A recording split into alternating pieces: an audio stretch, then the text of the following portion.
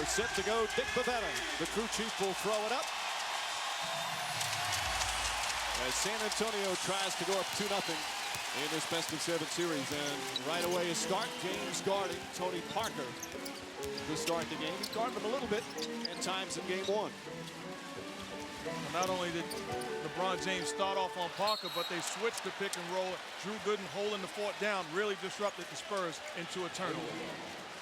Greg Popovich told Parker to look for a shot, to be aggressive. He had no problems beating Larry Hughes off the dribble. Again, Hughes bothered by that plantar fasciitis of the left foot. Hughes hurt it in the Eastern Conference Finals, Game 3 against Detroit. Hughes' first jumper won't go. James the rebound, right back up and in. And that's his first half field goal, which hasn't happened in the past couple of games. Didn't score his first field goal till the third quarter of game one. Well, two things right away. Larry Hughes looked like he had some bounce in his legs. Foot feeling fine, pushes the ball, steps into a good shot, and LeBron James gets the offensive rebound. But Tony Parker on the other end. Mike Brown said that if Parker beats us with his jump shot, so be it. But they're going to back off and not let him penetrate. Brown, the second-year head coach of the Cavaliers.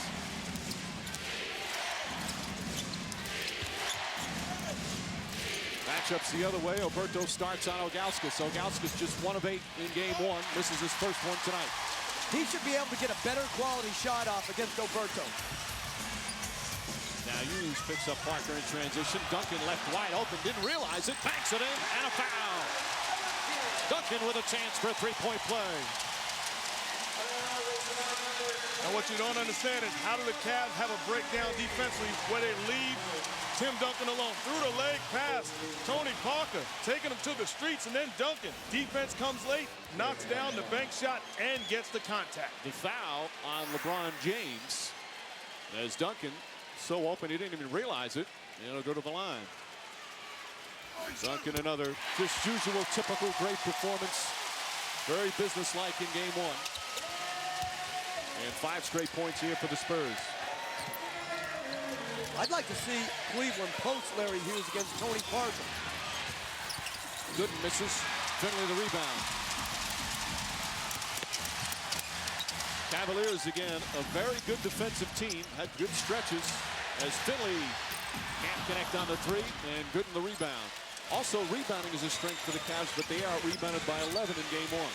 Well, when you have breakdowns defensively and you allow a guy to dominate the paint area, you are going to allow second shot opportunities. Duncan picks up his first foul as James very aggressive going to the basket. There's a huge difference in coming off that pick and roll than all the pick and rolls in game one. He attacked the show of Alberto, went right into his body, could have drawn a foul, and then went right around him and drew a foul on Duncan. He put his head down, Mark, and he went to the rim and was not going to be denied. After game one, LeBron James went back to the hotel and watched the game in its entirety. He watched it a second time. Said he saw some things, some adjustments. And you saw after his great 48-point game in game 5. Of course, game 6 he didn't have to score because his teammates did the job, but they need him in game 1. And that shows me something about a young fella. He could have been enjoying his days off. He wants to be great, not settle with just being in the NBA Finals, but he wants to have answers to the Spurs defense. He's been shooting his free throws much better in the playoffs, but this is the first 2 tonight. What else are you going to do in San Antonio for 2 days? Oh, no. Here come the letters. Alberto inside, banks it in. Mark, you and I want to go on record as this is one of the greatest cities we've ever been to. Oh, I've had a blast. The Riverwalk, this is phenomenal. You want to apologize now or later? I just meant, you know, I don't know what I meant. James to the basket. Bank shot won't go. Gooden goes back up and banks it in. But see, the penetration by James, even though he missed, drew the help, which opened up the second shot for Gooden. You can just see the difference in terms of his attacking style in the opening minutes. And he's guarding Tony Parker. Parker gets in the paint, triple team. Duncan stripped by James down low, but a reach-in foul. And let's see who it's on. If it's on James, that will be his second. Nope. Yes, it is. So 2 on James. Now he walks to the bench. And I'm going to say right now, I'm not taking him out. And I couldn't agree with you anymore. This is certainly a foul on the arm of Tim Duncan as he's going up. But if you're Mike Brown, why take LeBron James out of this ball game. This is game 2. You're down 1. Just tell the guy, defend a spot-up shooter, and you take away the risk of picking up his third. How about you try and hold on while he's on the bench and see how that goes? Because you might find yourself down double digits, and then it makes it more difficult. Plus, I'm going to trust LeBron James's intelligence to play with fouls. And I know it goes against convention, but I've always felt you don't want to foul your own players out by sitting them out. And at the end of the game, you look down at the guy, your best player's played 32, 34 minutes. In a lot of cases, never picks up his third foul. I tell you what, you should be coaching somewhere. Duncan hits the free throw, and it's 9-4. It's a lot harder when you're over there trying to make those decisions. Over here, Peckley picked up his third foul. I told you he should have taken him out. But he quickly comes out, and Daniel Gibson in the game. Pavlovich, good drive to the basket. Pavlovich in game 1 had 13 points. Your superstars set the tone. LeBron James comes out aggressive, looking to attack the paint area. It's contagious. Pavlovich putting the ball on the floor, not settling. And with James out, Hughes is back on Parker. They're letting him have the jumper. This is that time, and Ilgauskas the rebound. What you have to do as a defense, Tony Parker makes a couple of jump shots. You don't change your strategy. You're playing the numbers, continue to make him shoot. Finley with the steal. The veteran Michael Finley in his first NBA Finals. So many years with Dallas. He's been fired up to play in the championship round. Parker blocked behind by Gooden. A second shot, count it, and a foul.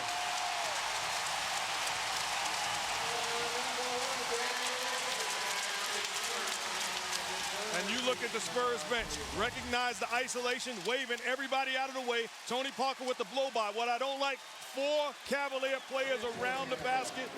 Tony Parker wanted it more than anybody else, puts it in, gets the foul, and Ginobili loves it. Parker off to another terrific start. And the thing you have to remember about him, we talk so much about LeBron James, he's only 22. Parker's only 25 years old. Incredible to be that good, to have accomplished so much. And there's another careless mistake by the Cavs, not able to get it in bounds because of the pressure of the Spurs. I think it was a 5-second violation. If not, at least he stepped over the baseline. I think now Jimmy Clark's saying over the baseline, which is a violation. Second turnover for Cleveland. Dick Bavetta, the crew chief, with Jimmy Clark and Joe DeRosa. You see the adjustment. From the foul shot, the Spurs pick up full court. Caught the Cavs by surprise. Finley, the floater. And it's an 8-point game, 4 minutes in. I think Mike Brown's bought enough time. Time to bring James back in this game. You're down 8. You don't want to play from double digits back. Good. Ilgauskas with the tip, won't go. Ball tipped and taken by Parker. Parker spinning away to the basket, banks it in. Cavs need a timeout. Tony Parker putting on a show once again.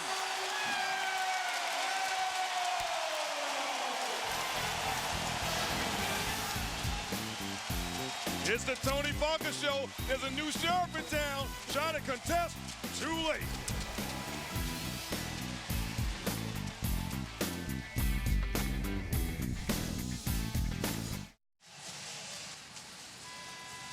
Back in San Antonio, Tony Parker and Tim Duncan off to a good start. Spurs already up by 10. Those two have played together now here in San Antonio for 6 years. Well, wasn't exactly bosom buddies from day one. I knew he was going to be a good one and all of that, but I knew he was really young, and it was kind of a feeling out process where you just got to get used to people. I knew he was a great player, but he never talked to me, during my first year. I don't think I said 10 words to him the entire first year. Not for any other reason than I don't know what to talk about with the kid. So I think he didn't think like a little point guard from France can bring him to the championship. So I had to earn his respect. We've grown together, and he's been an unbelievable gift to me for my career. He's been great for me. A little point guard from France, now looking for his third ring and hoping to help Duncan get his fourth. Ilgauskas inside. Tough shot and gets the roll. Good offense, getting the ball on the block, and I like the adjustment of Mike Brown, bringing Eric Snow in the ball game. Just 14 seconds in game one on Tony Parker. Let's see how that plays out. Prior to game one, Snow the only member of the Cavs with finals experience. Parker again from outside, misfires, Gruden tips it to himself. Snow gained some as a backup with Seattle back in '96, and a big-time player with the Sixers in 2001. Pavlovic, good. Move to the glass, but can't finish, and Duncan the rebound. Well, you see how they're backing off Parker. That's great strategy. That's knowing your personnel, who you're playing against. And people may look at that and say, hey, they're saying that Tony Parker can't make that shot. No, what they're saying is that they can't keep him in front of him. So you give him that shot. Duncan misfires. Parker has, that's where he's elevated his game. He's now dangerous from the perimeter, not three-point range. Pass deflected by Bowen. Cavs, #1 in turnovers right now in the playoffs. Bowen for three. And Alberto, the offensive rebound. We're midway through the first. Right now, the Cavs making too many mental mistakes. Taylor's on the offensive end, giving up second shot opportunities. You can't make mistakes, especially against the Spurs in their own building. And again, LeBron James on the bench with 2 fouls. Finley for three. Alberto flopping as he tried to draw a foul on Gooden with no call from the officials. Gooden lines it up and knocks it down. Gooden had 14 points in game one. And there's a difference with having a true point guard on the floor. Runs the break, looks the defense off, hits Gooden for a spot up. Good decision by Eric Snow. I think so many coaches today pay attention to what a guy can't do as opposed to what he does very well. Quit killing coaches. I'm tired of it. It's a player's game, and you're always killing the coach. As long as he wasn't a coach killer when he played. That's a different story. We'll talk about that off the air. Meanwhile, Manu Ginóbili comes in.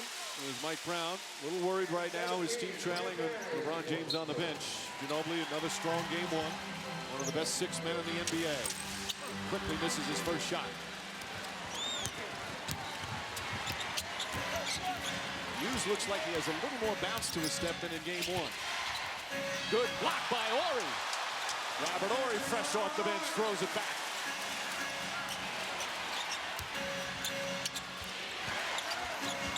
Pavlovic lines up a three. And Brent Barry's come in. Well, both teams going to the benches early. Single coverage. And Duncan can't get it to fall. Loose ball foul on Ori. And he raises his hand. And it will return now for Cleveland. I mean, Mike Brown, you have to be satisfied with the way that the bench guys have come in and keep the score relatively close, allowing LeBron James some time to rest and also saving him with those fouls. So it works out for the time being.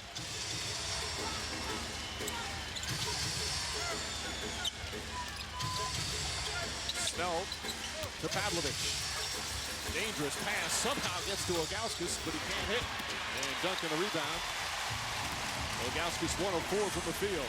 Barry for three, rushed it. They've missed 7 straight shots. I'll tell you what, I like the way that Pavlovic is playing. He's the one guy that has the attitude of LeBron, forcing the issue. And they call a foul on Ginóbili as he bumped into Pavlovic. Pavlovic is a good scorer. He's in his 4th year. He's only 23 years old, from Serbia and Montenegro. 3rd year with Cleveland.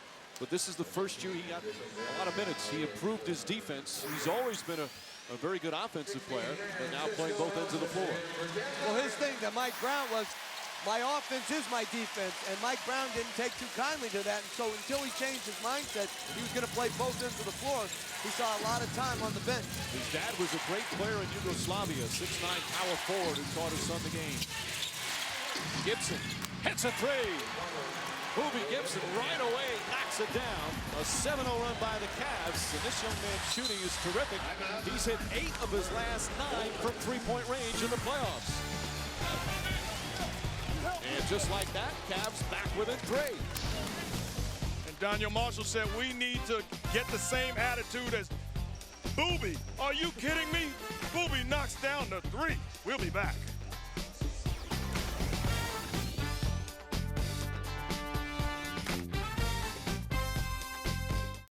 Meanwhile, back in Cleveland, the Cavs fans, they've been having watch parties at the Quicken Loans Arena throughout the playoffs. But they have a special groundbreaking watch party tonight. It's one that's a 3D HD experience. They've got about 14,000. Apparently about 20,000 others wanted to get in and couldn't get in. And they're watching the game in 3D HD experience with the glasses. I'm told it's pretty spectacular, and they're having a good time watching their team come back. Right now, let's check in with our sideline reporters and start with Stuart Scott. Hello, Stuart. Hello, Mike. How are you? You know, Eric Snow, the only guy with finals experience, played only 14 seconds in game one. You might think he'd be a little bitter at his coach, but he said not at all. He says a coach's job is to coach. I'm supposed to play. He said the only thing that you tell a coach is, Coach, I'll be ready whenever you put me in, and I'll play my heart out for you. And that's exactly what he's been doing with 2 quick early assists. Now for reporting the Spurs, let's go over to Michelle Tafoya. Stu, the Spurs came into this game expecting a higher level of play from Cleveland. They saw one. Park Cavs would try to keep him out of the paint.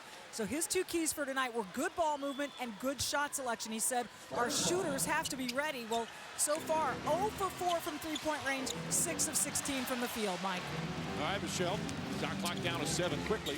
Ori, Francisco Elson from outside. He's got a nice touch. That's not an unusual shot from the big man from the Netherlands. And he's one of the first guys at the arena working on that bit. There's Gibson Parker on in. Gibson was the team's leading scorer in game one. Granted, there wasn't a lot of scoring from the Cavs. Ball poked away by Ori. Shot clock at 4. And they'll inbound with 2 left on the shot clock. Robert Horry is very good at playing the pass into the post. He deflected 2 entry passes right there. Gooden's got to protect his passer by sealing the defender off and coming to the ball.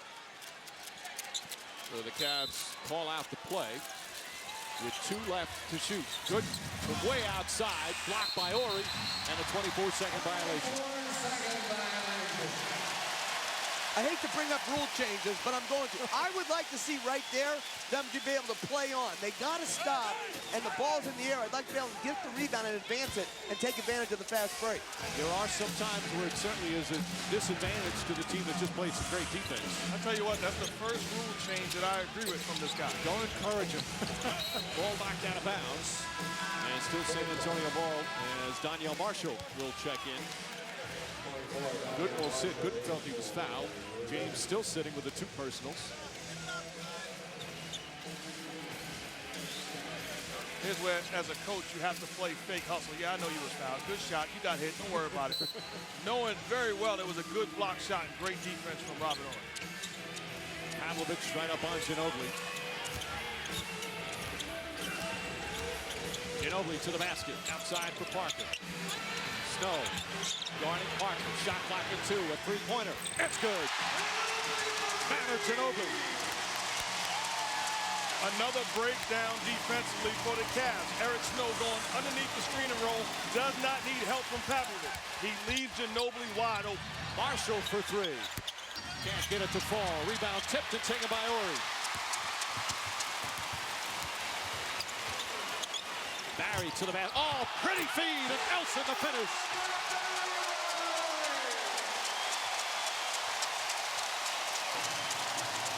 Spurs right back with a 7-0 run. Gibson left open. That's a 2-pointer. Can't get it to fall, and Marshall just shoved Ori out of the way. A loose ball foul on Danielle Marshall. And they're in the penalty. Let's take a look at the fantastic 4 to watch from game 1. The big 3, 67 of their 85 points for the San Antonio Spurs. And, of course, James struggled all night. Had some points near the end after the game had really been decided as Duncan gets a rest. And Ori will go to the free throw line. Ori says he wants to come back next year. There was talk of retirement early in the season. He's also hoping to win his 7th ring. He says he wants to pass Scottie Pippen, who has 6 rings. Pippen was a poster on in his room growing up of Scottie Pippen. He always loved Pippen because he was a complete player. Did so many things well. And Many think that Robert Horry is just big shot Rob with a lot of big three-pointers, but he is so much more than that. Well, it's not fair to him just to think of him as a guy that knocks down big shots. He makes plays on both ends of the floor. As we take a look at R.C. Buford, running the show, recognizes the importance of having a guy like Robert Horry. Of course, Buford might be the man deciding whether or not Horry returns. Under 2 minutes to go. And the Spurs up by a dozen. Another superb defensive performance to start. Just look at Robert Horry in the middle of the defense, talking to everybody, communicating, being the anchor on the defensive end, and that gets it done. Shot clock down to 5. Pavlovich to Ilgauskas. Stripped by Jacques Bourne. Picked up by Gibson. Floats it up. Won't go. And a rebound Horry. Doing a little bit of everything. Barry, wide open three. Bang!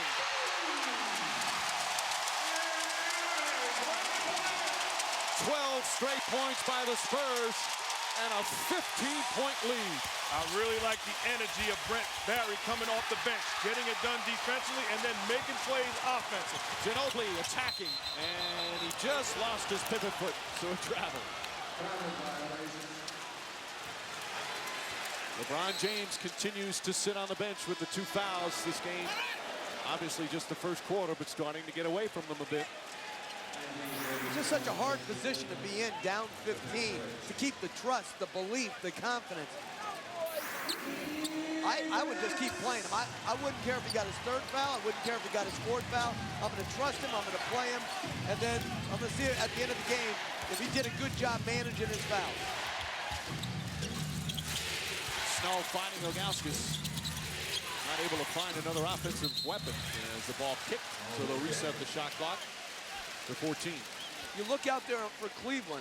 Verjao does not make perimeter shots. Snow's not a perimeter shooter. Then you have Gibson and Jones, who both are spot-up shooters. Where are you going to get a creator to make a play so it gets an easy look at the rim? Ilgauskas gets inside, flips it up, and a foul. Nice move from Zydrunas Ilgauskas. That's what I'm talking about, Big Z. Tell Coach Van Gundy to be quiet. Give him the ball, he makes a play. That's creative if I ever seen it. Get the ball to the big fella. Skyhook somewhere. Kareem is saying, that's how I did it. Their first points in almost 3 minutes. I'll tell you one thing that wasn't said. That's how I did it from Kareem. That's not how he did it. Are you kidding me? You see Ilgauskas' numbers. You talk about a player just joyful about being in the finals. Ilgauskas in his 9th year, as we have a loose ball foul against Elson after the free throw. That's going to be 2 on Elson as Verjao was knocked to the ground, so Alberto quickly will come back in. So many big guys just walk back, not battling for the offensive board. Verjao fighting for the missed shot, flops, but he's certainly given energy and effort on the foul shot. He is definitely in the top 3 in flopping. Now, there was a foul there, but the drama from Verjao as the Spurs are now in the penalty. I think his hair helps him draw those fouls. You see that hair just like going all over the place. You think he's being mugged out there. If he had my haircut, I don't think he would get as many foul calls for him. Now, the officials discussing how many shots, because it was a 3-point play for Ilgauskas. He only had the 1 free throw after that. They're discussing on Verjao whether it's 1 shot or 2 shots. And it's going to be 1. Well, it certainly was partly a flop from Verjao, but Elson did push him down. You can only have a maximum of 4 points on a possession, and that's why it's the 1 shot coming after the Ilgauskas missed free throw.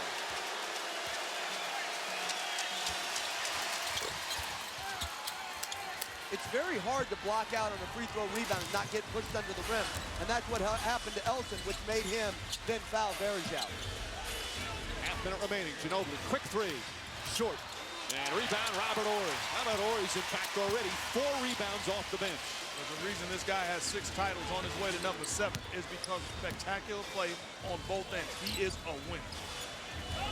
About a 3-second difference between shot clock and game clock. And a foul. It's going to go against Ilgauskas. That's his first. And free throws coming up.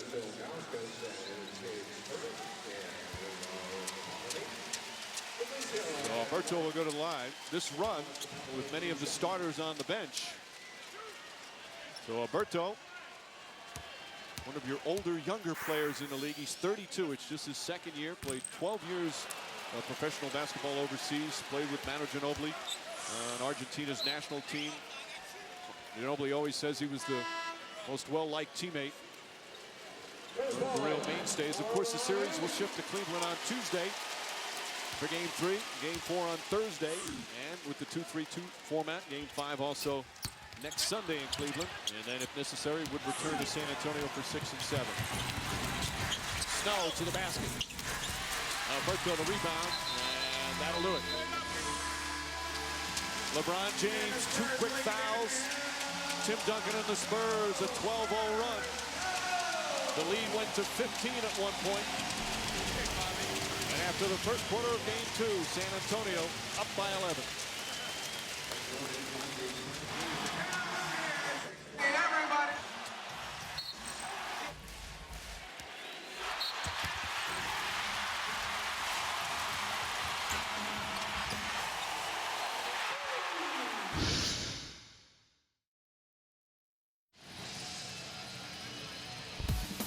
Second quarter set to begin for Game 2. Spurs with a 28-17 lead. Our Coors Light Freeze Game is all about distributing the basketball. Well, the passing of the Spurs, 18 assists in Game 1, 8 already tonight. Division, Ori.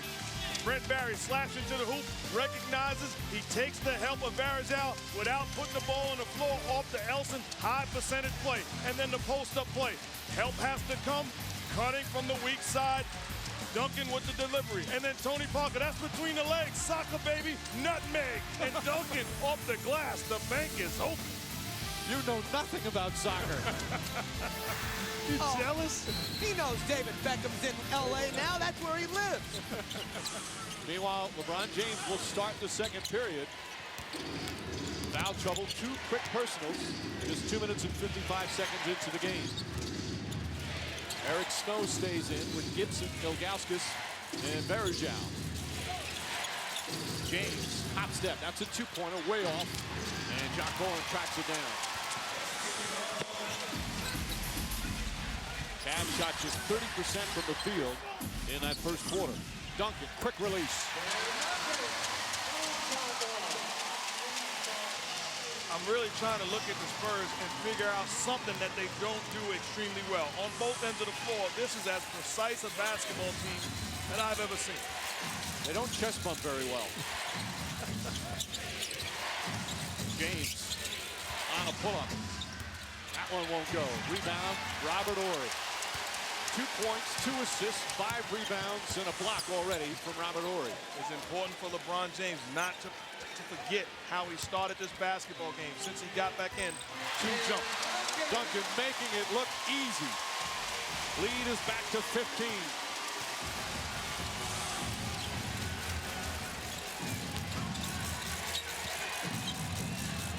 Varejao on the drive. And he gets hammered. And will shoot 2. And call it against Horry. His second. Said making it look easy. Well, it is easy. That's Tim Duncan, the best power forward to ever play the game. Little up and under shake move, and then a jump hook to the middle of the lane. You know, you talked about soccer before. That's what Varejao played as a kid in Brazil. But he got too tall, and his dad told him, forget about soccer. Start playing some basketball. Brazil, of course, very well represented in the NBA. Barbosa this year's 6-man winner. Nene, when he's been healthy, we've seen how good he is. Araujo, of course, playing with Utah after starting with Toronto.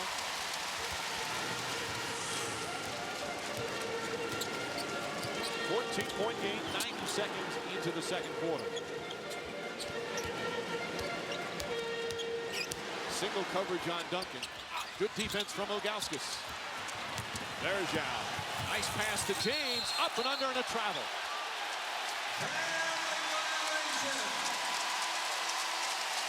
Fourth turnover for Cleveland. Make that the 5th. In this situation, if you're Varejao, you have to be LeBron James' eyes. He does not see Bruce Bowen coming from the weak side. Had to travel to get the shot up. That's 2 travels. ref's right there with the call. Ginobili sets for three. It's good. Largest lead of the game.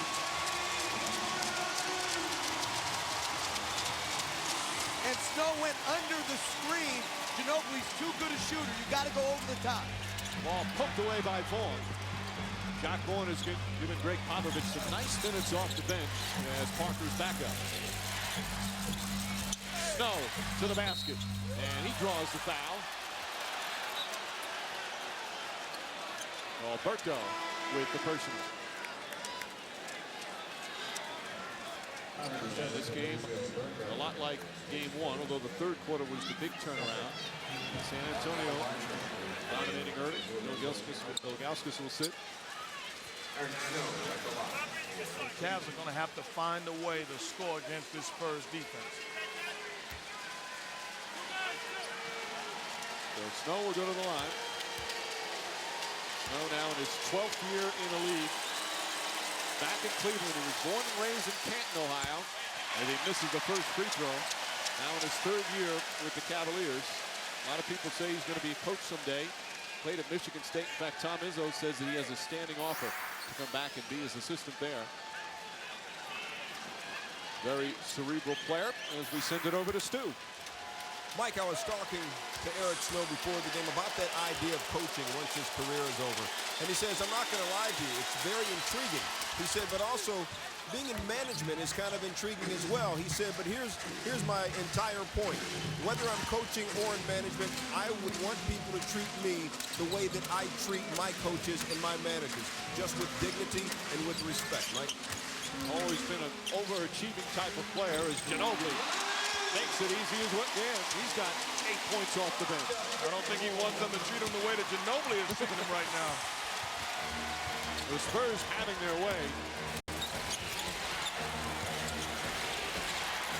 Marshall with Duncan in his face, can't get it to go. And Vaughn the rebound.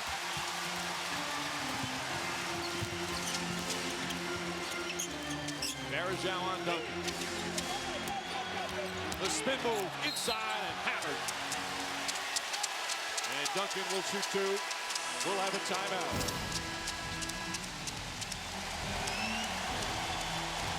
So far, here in game two, it's been all San Antonio. 2 quick fouls to LeBron James. Tim Duncan and the Spurs already with an 18-point lead.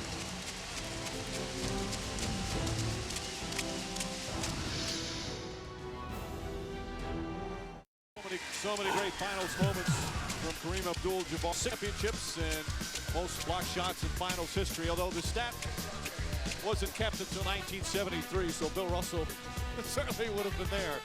But Abdul-Jabbar, 5 titles with the Lakers and 1 with the Milwaukee Bucks. And after seeing that montage of Kareem, I'm issuing an ABC apology for Mark Jackson to Kareem Abdul-Jabbar for Ilgauskas' hook looking like Kareem's. Are you kidding me? You're better than that. A couple of other pretty good centers in attendance. Robinson, of course, won a couple of rings. Patrick Ewing played in a couple of finals as Duncan can't get it to fall out of bounds. Cavs ball. All right, for Cleveland, you're in trouble now. You're down 19. How do you make this come back? What do you start with? Well, to me, if you're Cleveland, it starts on the defensive end. You have to get stops, and you have to find ways to get fast break opportunities off of those stops or creating havoc on the defensive end. Then get LeBron James the basketball where he is in scoring position to either put it down once or make a play to the rim, just like that possession. And he picks up Bruce Bowen's first foul, and James will go to the free throw line. Like Mark said, I love what they just did. He started at the free throw line. He went to the basket. He hooked post. He could have gotten it right there if you saw him. Then he comes off a baseline screen. Bowen shot the gap over the top. Took 1 dribble into his pull-up at 12 feet. Whoa. An air ball, much to the delight of the San Antonio crowd.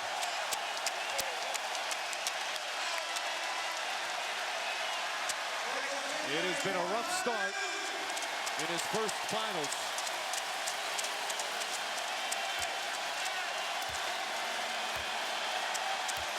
You know, you look at him, he never seems at least with his expressions, to ever lose his poise, but he's got to be a little frustrated right now.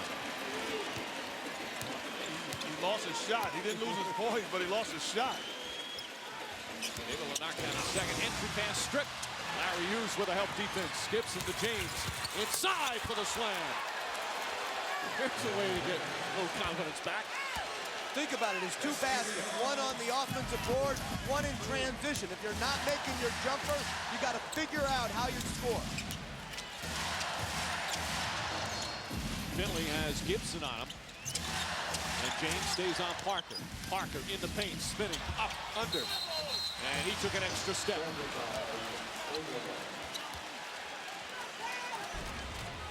This is how you get it. Stops on the other end, and then off to the races. LeBron James punching it through the rim. Emphatically, Michael Finley says, I've been around a long time. Let me get out of this picture. Goes to the rim with such force. Bowen bodies up on him.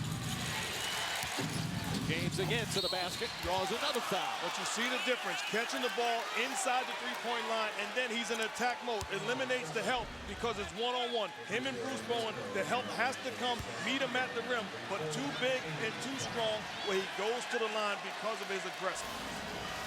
That's such a great point. When you catch the ball in the elbow area, it's the most difficult area to defend because it's really hard to double team at the elbow. James knocks down Owens, come back nicely from the air ball as we go to Michelle. Well, Greg Popovich had told his team, LeBron's going to keep coming like we talked about, and he's going to try to get the fouls. Bruce Bowen even chimed in a huddle. He said, don't jump out so hard on LeBron because he's looking for that contact. They knew this was coming. And again, it's 3 perfect free throws in a row after that air ball, and it's 38-24.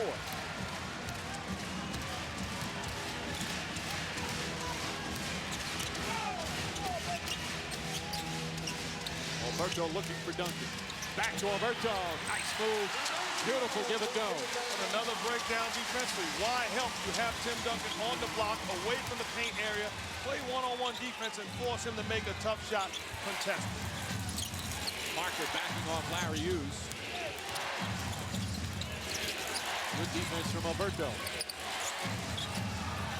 Gibson. A little ball fake and knocks down that 2. I really like this young player. Confident, coming off the bench, ready to play when he's inserted into the basketball.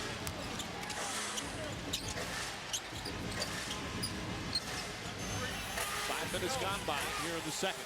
Lead has been as big as 19 for San Antonio.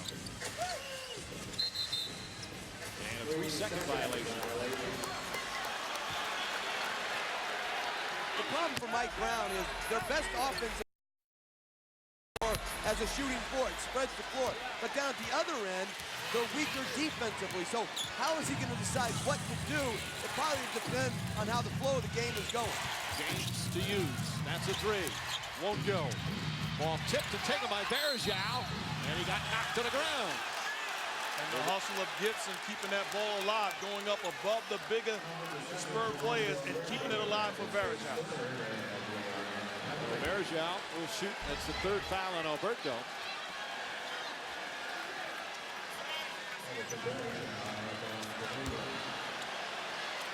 And 6:36 remaining here in the second.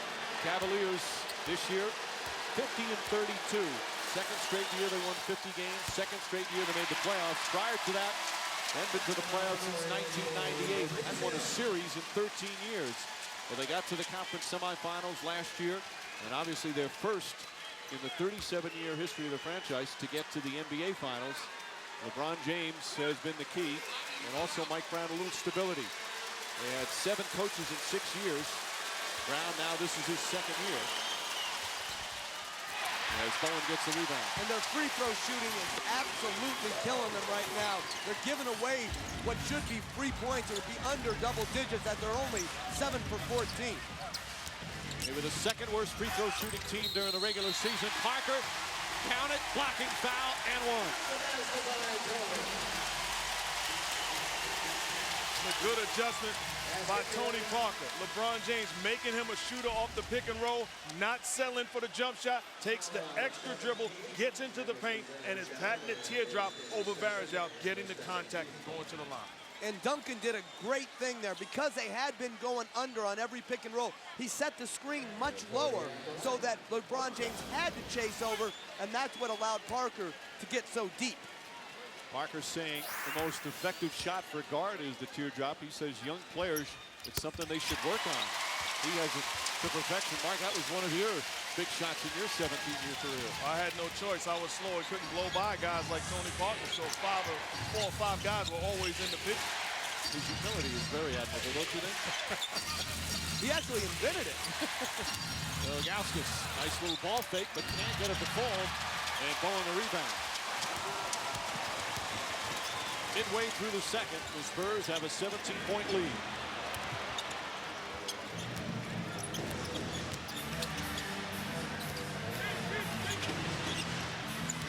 Shot clock down to 7. Parker blows past Hughes, up and under. Oh, what a play from Tony Parker. 12 points, and the lead is back to 19. Timeout, Cavaliers.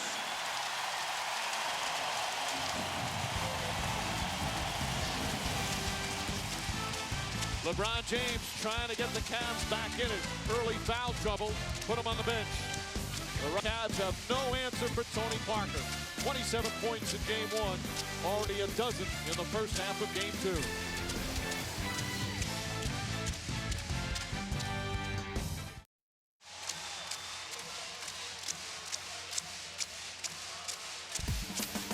Tonight's aerial coverage is brought to you by Goodyear. Get there on Silent Armor Technology. 45-26, Spurs lead here in the second quarter. Time for the Cooler Talk presented by Gatorade. Tony Parker has been fabulous once again.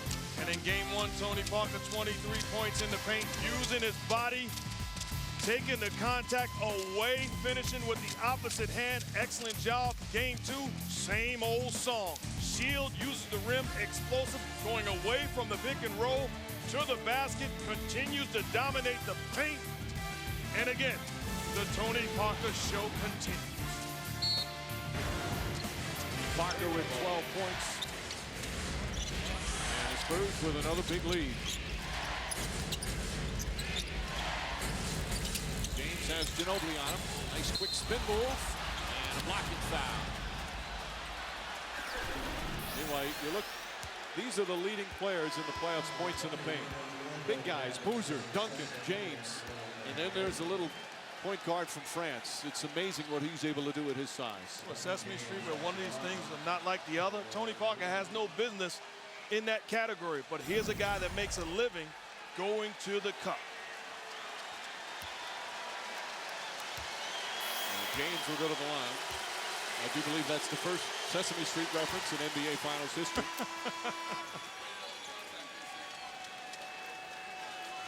Game 2 of the NBA Finals here in San Antonio. The Spurs with a big lead, 45-27. Game started off with LeBron James picking up 2 quick fouls. And San Antonio with great ball distribution.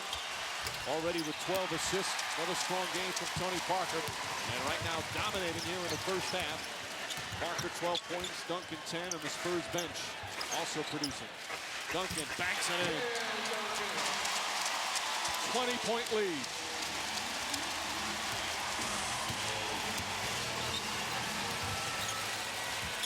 James the jumper. Can't get it to fall. Ginobili taking it away from the 7-2 Ilgauskas. Ginobili to the basket.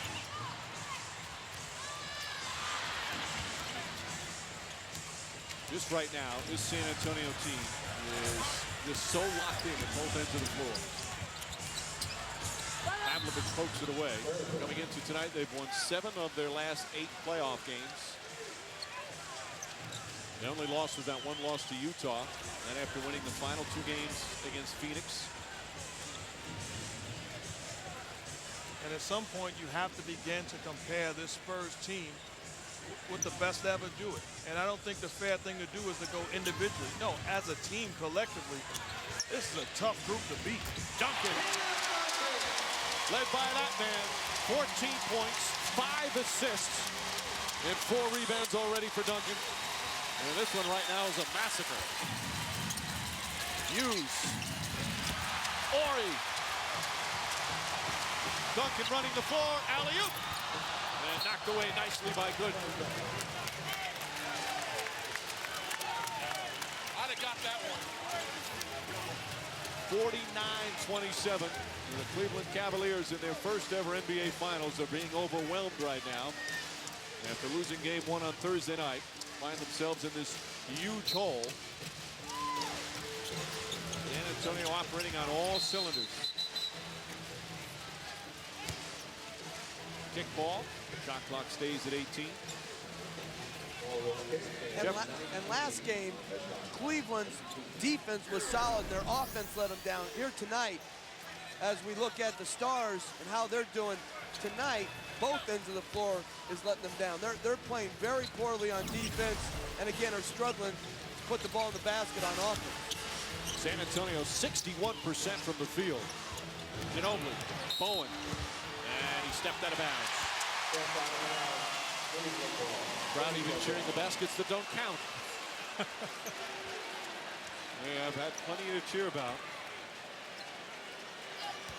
So Cleveland still 4:08 remaining in the second quarter, so such a long way to go. The Cavaliers right now with no answers. I like this little adjustment. They're getting James again, the ball at the elbow area in better attacking position. Pavlovich, he stepped out of bounds. Obviously, they need to widen the court. Let's go back to that last play. Here's Bowen.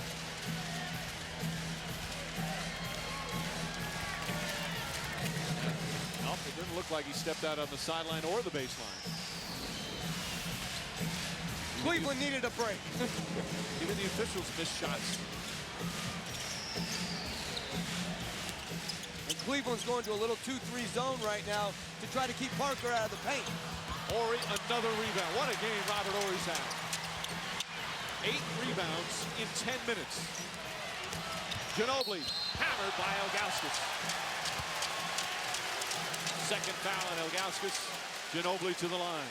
And I'm just amazed watching the San Antonio Spurs from top to bottom. We talked about Mike Brown having to play LeBron James in spite of having 2 fouls. Well, at the same time, Popovich had all of his guys on the bench. He had his key guys and brought in all of the substitutes. They held the fort down and really extended the lead. Now, Greg Popovich has coached the likes of, obviously, Tim Duncan and David Robinson, but he recently said that Manu Ginóbili was the toughest competitor he's ever been around, and he does more to win games than anyone he's ever been around. And for Popovich, that's as high a praise as you can get. And if I'm Manu Ginóbili, I'll put a list of the great players that Popovich has coached, starting with Duncan and Robinson and Tony Parker and the rest of the guys, and that's all I put on my resume. That he made that statement about me. That says a lot about Manu Ginóbili and his commitment to win. And then I'd ask to renegotiate if that was true. Pavlovich gets it back on the drive. Nice move. And Bowen comes up with it. Everything going San Antonio's way.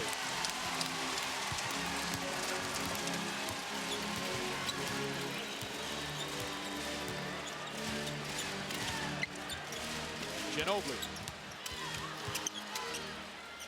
Shot clock at 7. Duncan lost it, but he drew the foul. They're going to call it in the act of shooting. Varejao picks up his 3rd, and we'll have another timeout.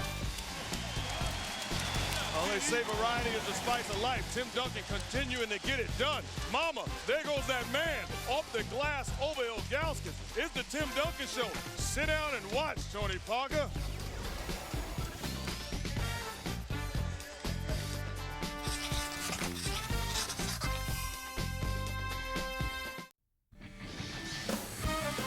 The NBA Finals on ABC, brought to you by Budweiser Select. Exceptional taste, never filling. Step up to Select. Verizon Wireless. And GMC, we are professional grade.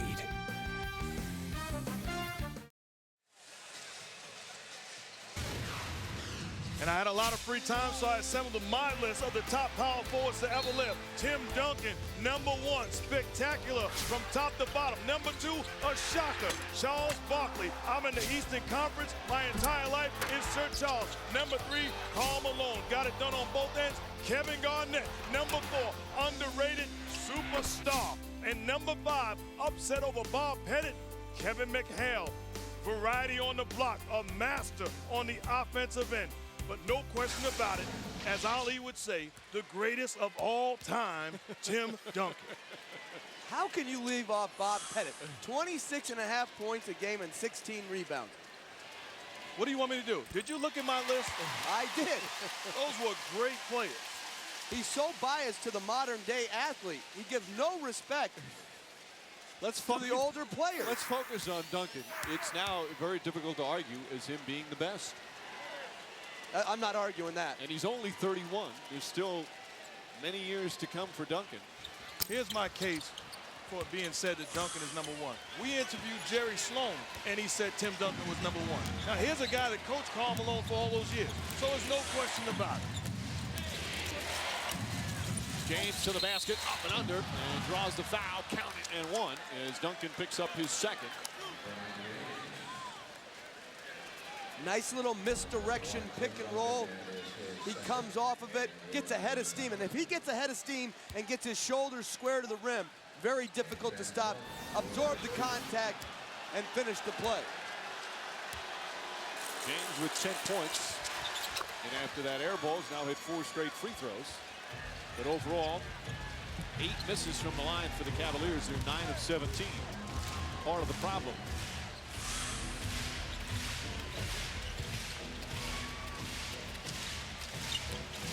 Parker to the basket, floats, up, won't, yes, it goes in. It looked like it was falling off, and goes through. And now when they put James on Parker, they're running Parker off baseline screens instead of just running pick and rolls, which gives him separation to attack the rim. Oh, James, beautiful play, but can't finish. 2 minutes remaining in what has been a dominant first half from San Antonio. Ginobili can't hit. James rips it down. James again to the basket. Up and under. Again, can't finish. Ginobili picks it up. And a foul on Daniel Gibson. Cavs in the penalty.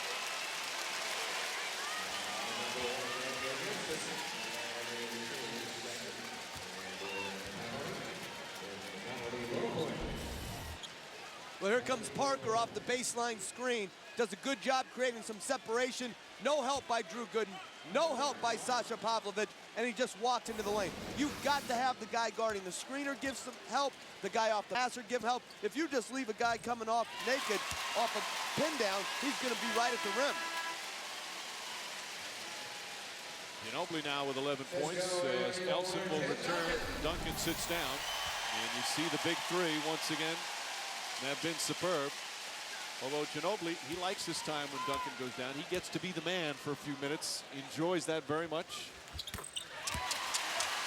You're a great scorer. You like the idea of Tim Duncan exiting the ball game, and now the offense has to be ran through you. So Ginobili gets plenty of touches, whether it be isos or pick and roll. Gibson blocked by Horry. Third block of the first half for Robert Horry. I tell you what, I have not seen Robert Horry play better than this. Great player, certainly phenomenal as far as the championship is concerned, championship player, but he has been stellar this first half. 3 blocks, 9 rebounds, and also a couple of assists and 2 points. Always has been an underrated defender. Marshall, Pavlovic, Gibson, quick shot, won't go. Beautiful rotation by San Antonio to cover the three-point line. And Parker brings it back out as we approach the 1-minute mark. Parker in the paint. Bowen pulls up. Ball nearly tipped in, and Elson gives him a new 24.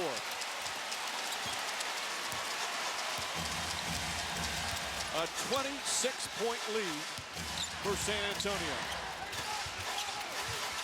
Bowen for three. Ball tipped, and another 24. By the way, the largest halftime deficit in NBA Finals history, as Parker puts it in, is 30. That was back in 1985, the Memorial Day Massacre with the Celtics and the Lakers. And the Spurs right now are up by 28 here in the final minute of the first half.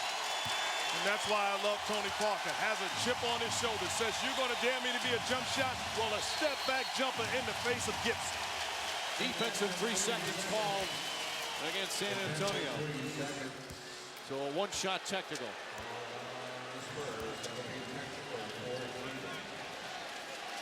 Finally, a defensive mistake.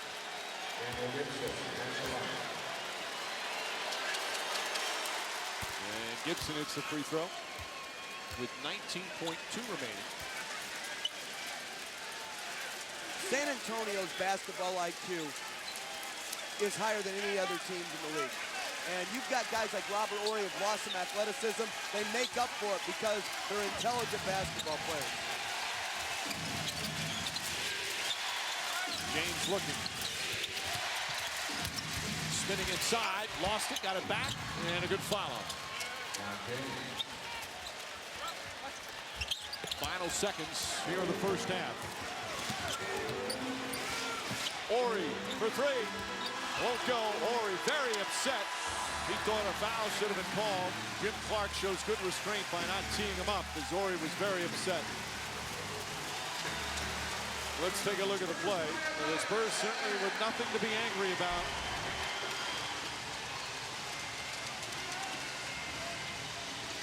And that's not a foul. That's not a foul. That's Robert Horry creating that contact. LeBron James, hand extended, contesting the shot. That's just solid defense right there. Meanwhile, Tony Parker, a spectacular first half once again. He's with Michelle. A 25-point halftime lead. Can you describe what it's like to play in a game where nothing seems to be going wrong and everything's going your way? Well, we're playing very well right now. And sometimes it's dangerous because it's still an NBA team who's playing, and second half is going to be long for us. We need to play with the same intensity, same energy, and try to keep our lead, but it's going to be tough to keep a 25-point lead. Yeah, it is. And what do you expect going into this locker room that Greg Popovich, the guy who's the perfectionist, is going to say to you all? Well, he's going to be like crazy. He's going to say we have to be perfect, but sometimes it's tough because the other team over there, they got a lot of crowd, and so it's going to be a tough second half. Thanks for stopping. Bye. All right, Michelle, the understatement of the playoffs. We're playing well right now. As our T-Mobile halftime report coming up, Tony Parker looking for a couple of rings this summer. One, of course, with the Spurs and another with Eva. Plus first half stats and analysis all coming up after these messages.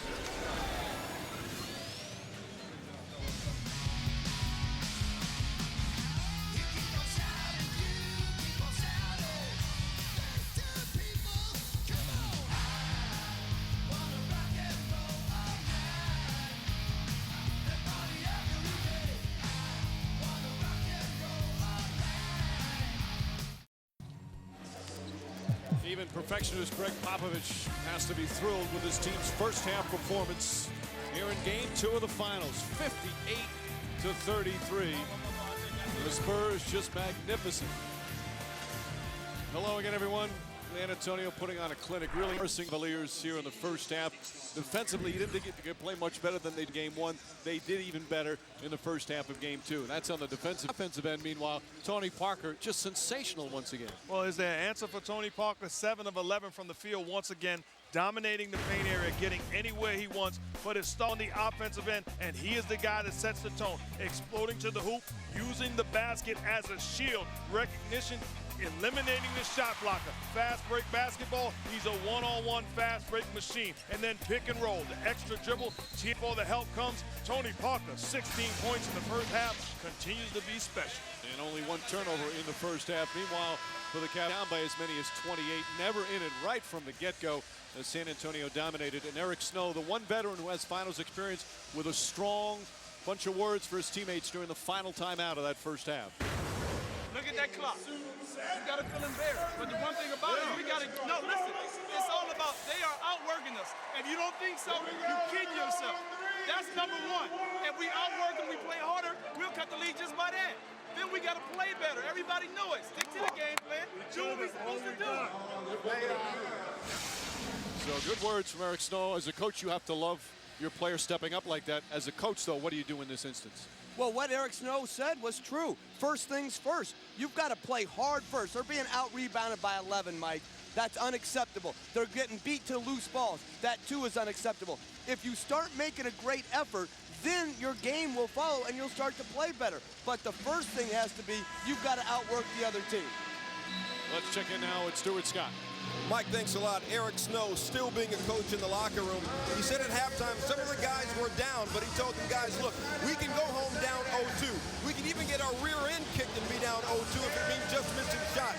But if we get our rear end kicked and we go down 0-2 without any passion, that's the problem. And that, he said, was a problem in the first half. Now for reporting the Spurs, let's go over to Michelle Tafoya. Well, Stu, Greg Popovich told me coming out of the locker room, he reminded his team what they are playing for. He said this is not a regular season game where you come out happy to be up going into the third quarter. He said we're playing for something much bigger than that. I asked him how his team responded, and he said, we'll see right now. Mike? Well, Michelle, even Manu Ginóbili talking about Game 2 yesterday, he said that we need to be the more desperate team. Last thing we want to do is go to Cleveland 1-1. They have come out like the more desperate team. Gooden knocks it down. And right now, as you said, Jeff, for Cleveland, it's all about effort, starting the half with effort. Yeah, it's all about your intensity, your will to continue to compete and believe. Don't break the game plan. Be disciplined to what you're supposed to do and just try to work your way back into the game. The Spurs look like they broke the spirit of the Cavs in that first half. Finley can't connect. And Duncan tips it, but right to Pavlovich. Now in Game 1, it was the same type of scenario. Huge lead early, especially third quarter. Spurs went up by as many as 18. Cavs made a run, but you never broke the threat. But at least they competed in the fourth quarter. Duncan pass deflected. Now you're starting to see some deflections. And that's where it has to start. Defensively, you have to have energy. You play with passion. You try to create some havoc and then get it going offensively. Continue to be in attack mode, but it starts with getting stops. The Cavaliers have been a resilient team all season. They've done it in the playoffs as well. Certainly no better example than the Eastern Conference Finals. They lost the first 2 games to Detroit on the road, then won 4 in a row. Bowen, that's a 3. Puts it in.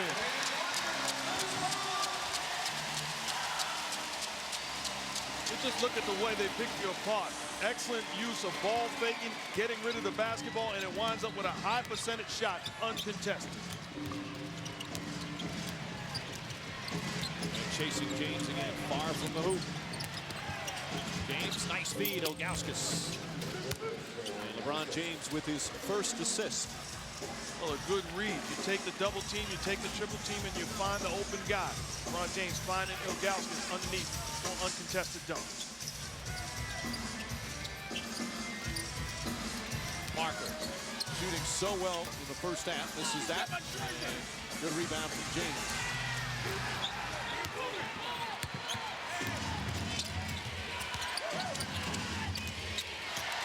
Larry Hughes 0 for 4 from the field in the first half. Obviously still bothered by that plantar fasciitis. So Ilgauskas can't connect. Good offensive rebound and fouled in the process. Michael Finley picks up his first. This has been the problem quarter for the Cavaliers.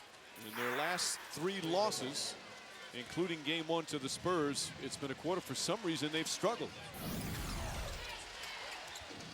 Well, coming out to start this quarter, I had a feeling they're going to outscore the pass because of the intensity that LeBron James is putting the ball down and making plays for other guys. Pavlovich nails a 3. So Sasha Pavlovich able to knock it down at 61-40.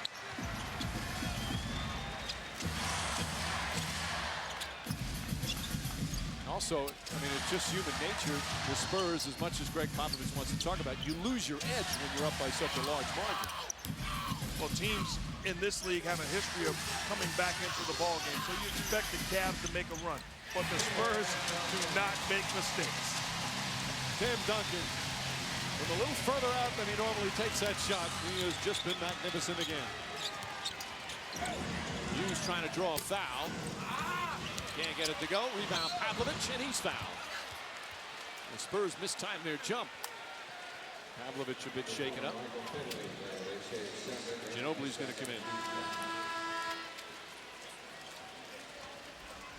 Let's send it over to Stu Scott. Mike, at halftime, Mike Brown told his team, look, guys, we're not getting a whole lot of calls, but we can't worry about their length, meaning blocking shots. He said, if you want to attack those guys, attack their chest. Take it right to them, and we'll have some success doing that. Mike? I don't want to get to the free throw line, although the problem has been they've been horrible from the line, 10 for 19. Well, I'd like to know, Mike Brown, if the case was saying that they're not getting calls. They went to the line 18 times. You're getting calls. You're not getting it done with the energy and passion that it takes to win in the final. 2 more missed free throws. Yeah, those are killer when you're trying to get back in a game. Pavlovic, normally a good free throw shooter, 79% during the regular season.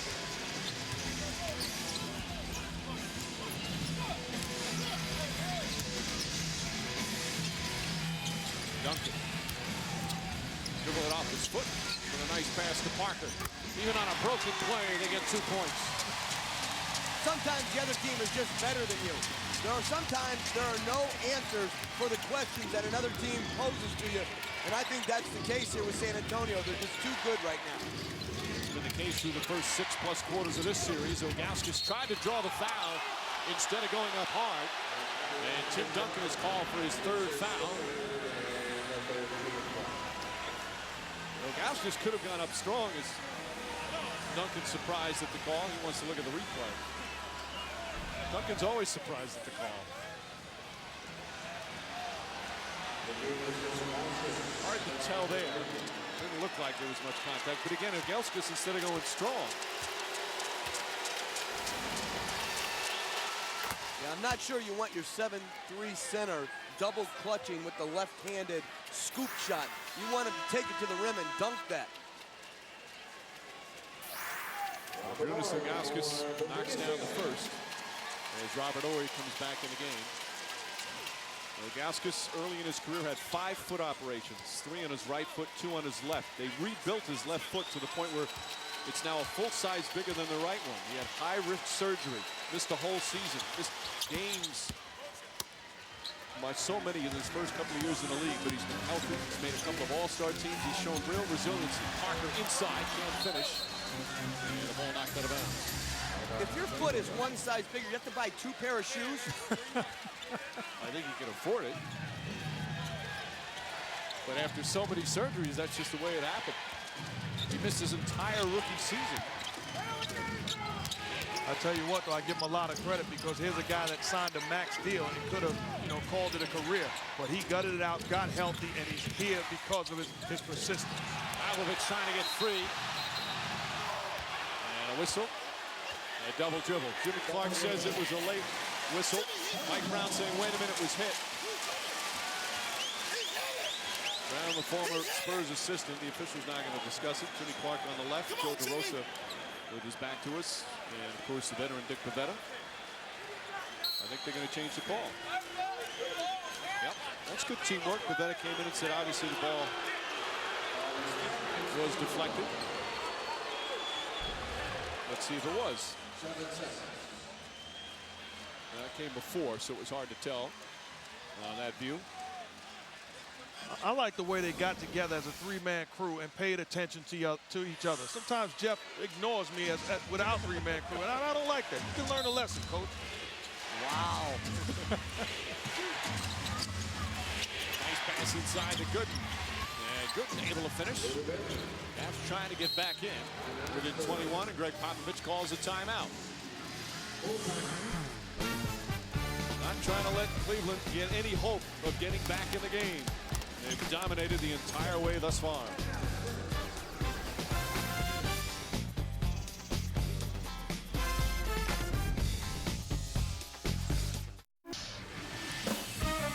The NBA Finals on ABC, brought to you by Pizza Hut. Want more taste? Get it from America's favorite pizza. Cisco, welcome to the Human Network. Gatorade Thirst Quencher, it's in the NBA. Is it in you? And the all-new Toyota Tundra, the truck that's changing it all. Time for our Coors Light Freeze Cam. More great passing from the San Antonio Spurs. Pay attention, kids. It starts with the double team. 2 guys on you. Get rid of the basketball. You've done your job. Contagious. The willing passer and Duncan gets rid of the ball. If you hold on to it, you will be exposed. Unselfish play right away without a dribble. Finds the shooter in the spot in the corner. Excellent execution on the offensive end. And that finish with Bruce Bowen knocking down a 3. Bowen, by the way, yesterday became a dad for the 2nd time. Congratulations to Bruce and his wife. Had a baby boy. Ginobili's pass ahead to Duncan. A foul call on Ilgauskas. And that's number 3. Duncan leading the way with assists. By the way, Duncan is 1 shy of the NBA playoff record for most playoff games where you lead the team in scoring, rebound, and assists in the same game. Larry Bird has 21. That's the record. Duncan with 20.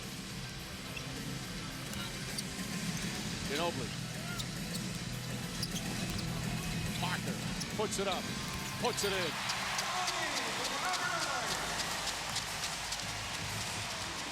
(20) for Parker on 9 of 15 from the field.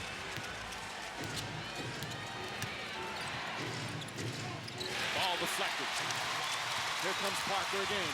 Goes right at James. Knocked away, but a foul. I believe they're going to call it on Larry Hughes. That's his first. How many little guys we see in transition? First of all, active hands, and then Bowen gives him the basketball. He is going one-on-one against LeBron James. Takes it to the body, gets the contact, willing to take the hit, sacrifice his body, and go into the line. Tough little guy. So Parker, right now the game's leading scorer, and his team up by 23. Reminder, you can see every game of the finals right here on ABC. 8:30 Eastern, we start our coverage. Tip-off shortly after 9. Game 3 and 4, Tuesday and Thursday in Cleveland. And Game 5 in Cleveland as well with the 2-3-2 format. And then 6 and 7 at San Antonio. We've got a long way to go before we think of 6 and 7, the way the Spurs are dominating. But the Cavaliers are a much different team on their home floor. They have been terrific back in Cleveland. But still a lot of time to go in this one. As Gooden knocks down a shot. And it's 68-46.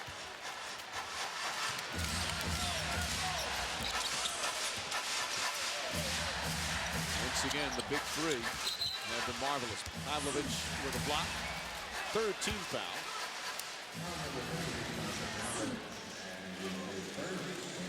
Pavlovich, 2nd highest winning percentage in playoff history, behind Phil Jackson. He's a Hall of Fame coach. If he stopped today, he is a Hall of Fame coach. He might not stop until number 21 decides that's enough. Or he fakes the 3. Pass back out. Parker, a rare 3-pointer, knocks it down. Even 3-pointers now from Tony Parker. And the lead balloons back to 25.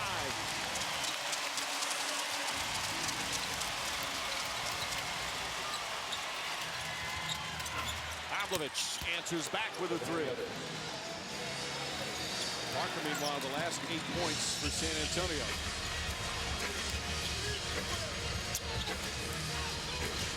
We're watching a very good player become a star player in Tony Parker. Ginobili knocks it down.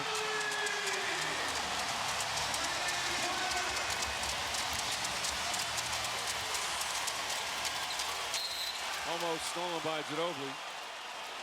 You know, there's that slogan for LeBron James, we were all witnesses. Well, right now what we're witnessing is a great San Antonio team just putting on a clinic. I think they should charge the other teams in the league to watch them play.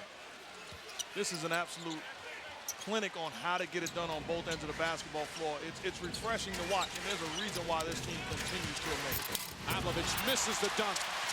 Here comes Ginobili. Inside to Duncan. 76-49. The Spurs blowing out the Cavaliers here in Game 2.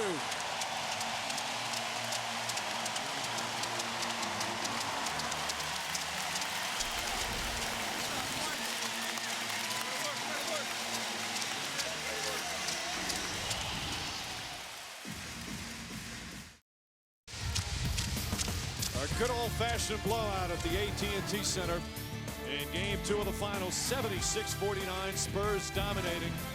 Great team performance from San Antonio. Greg Popovich talking about that right before he sent them out to start the game.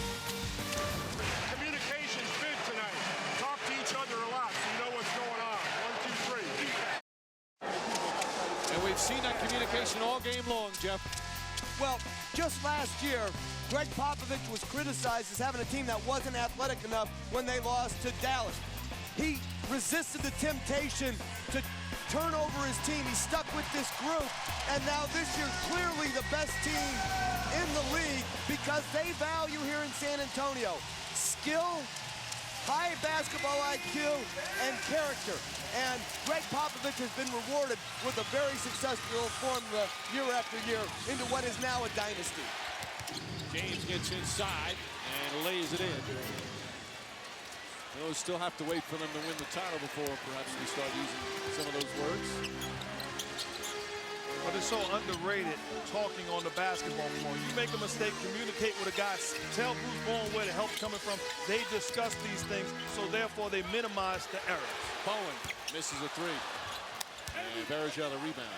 And you can't talk on the floor unless you know what you're talking about. That's where the low basketball IQ teams can't communicate because they don't know what to say and when to say it. But this is a team for Popovich that wasn't playing the way he wanted them to. Is good and knocks it in and draws the foul. Earlier in the season, he felt it was one of his poorest defensive teams in the first half of the season. In fact, he was saying he wondered maybe he'd been around too long. Are they still listening to me? Are they still buying it? And then they had that usual second half of the season after the trading deadline, after the All-Star break, where they blew opponents away, especially with the defense. And that defense has carried into the playoffs. Look at what they've done to these teams in the playoffs, what they averaged in the regular season. As Gooden will go to the line and knocks it down. And then in the playoffs, each team well below what they did in the regular season. And the reason why that's amazing is because they have two of the best all-time one-on-one defenders in Duncan and Bowen. Everybody else buys into the idea of getting it done team-wise. Ginobili has it poked away. Pavlovich picks it up. Inside, Pavlovich, good strong finish. And that just cuts it to 21. Now there's still 16 minutes left in this game, as Cleveland's gone on a 7-0 run. If you're the Cavs right now, you're thinking get stops, cut this down to 10 points, and then find a way to gut a victory out. But the game has plenty of time left. Bowen misses, and the lead is 20. Duncan inside. 21 for Duncan. And Eric Snow was furious at Bergeron for not taking a hard foul right there. And I don't blame him. You cannot let a guy just go in there and dunk it. Make him earn it at the strike. Yeah, the Cavs have been a terrific defensive team. Backdoor deflected, last touch by Ginobili. Do you think their frustrations on the offensive end are leaving them a little short at the other end? Well, here we see Duncan as he faces up and he kicks it out and he's going to skip it and then end up dunking. But what I think you're talking about, Mike, may be true, but in the East, you don't face a team like this in the playoff series. This team, this is not Detroit. This is the San Antonio Spurs. And a whistle from Jimmy Clark. A foul against the Cavaliers. It's going to go against James, and that's his third. James, in 24 minutes, 15 points, 4 rebounds, 3 assists. He just has not been able to get it going.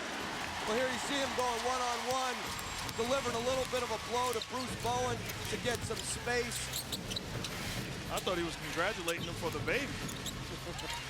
Ginobili draws the foul.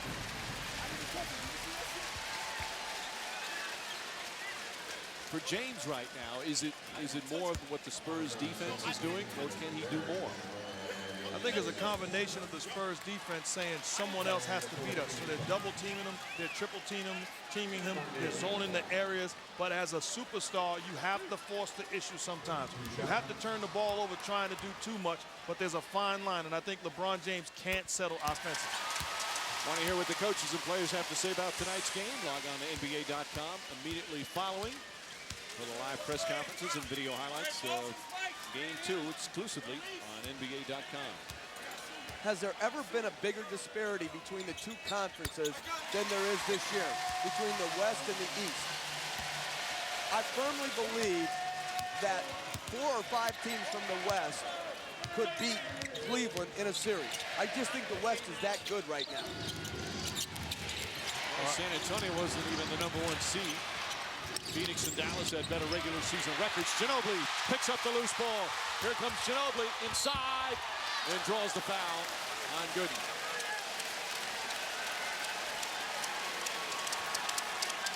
My problem is, as a parent, I watch my kids play and they may get into a playoffs or championship as we watch the loose ball and great defense by the Spurs. Ginobili going coast to coast, taking the contact and drawing the foul. Sometimes you say to your kid, hey, you can win that game. If I'm a parent of the Cleveland Cavaliers knowing that they're in the finals against the Spurs, I'm not lying. Son, you made it this far. Job well done, but these guys are good. Well, right now, you never got the impression. He's already got the white flag out. Oh, my. Let's wait till we get to Cleveland. You got a shot, but I'm just going to say, hey, these guys are pretty good. They are that, aren't they? How many times have you made your kids cry with that brutal honesty? I haven't yet, but I'm learning that. It's going to be a point that I'm going to have to.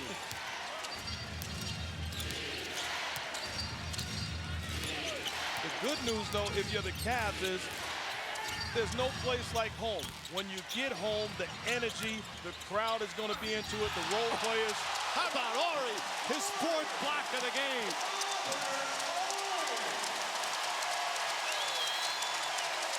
Even other shot blockers admire that one. He has been possessed tonight. You watching Robert Horry says the Drew Gooden, not on my watch. Get it out of here. 9 rebounds and 4 block shots for Robert Horry. During the 2 days off, did he fly to Lord's and drink from the Fountain of Youth or what?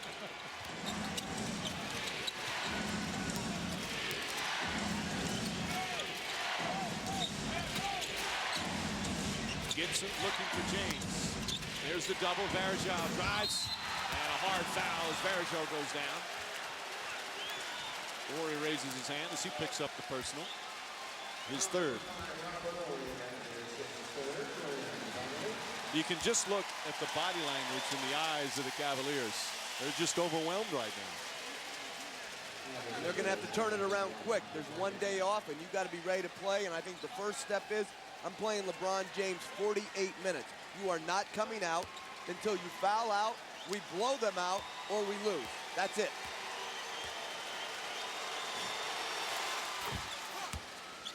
Varejao knocks it down.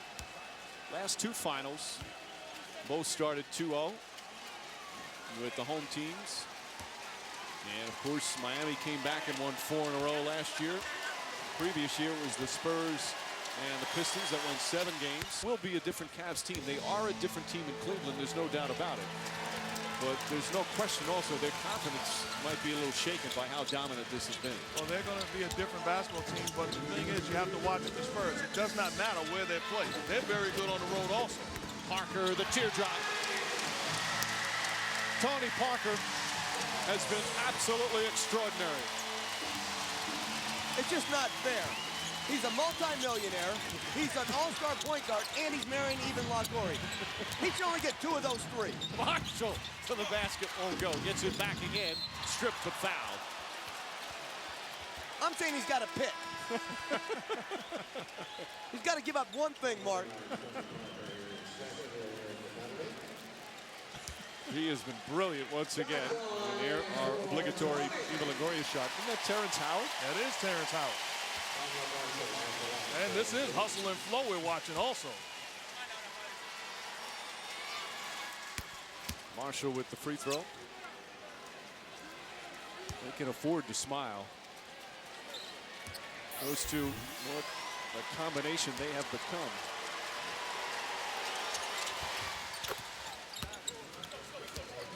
.84-60. Jacques Vaughn will get some minutes. Ginobili trying to draw a foul. Ori will try a 3. It's good.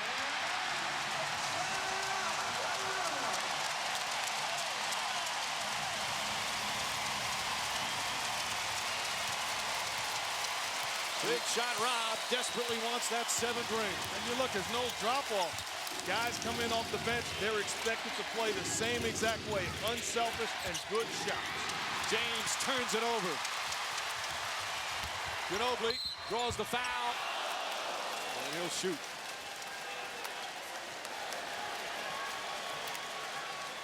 Well, the bench has been exceptional for the San Antonio Spurs. And again, right now, the Cavs' spirit is broken.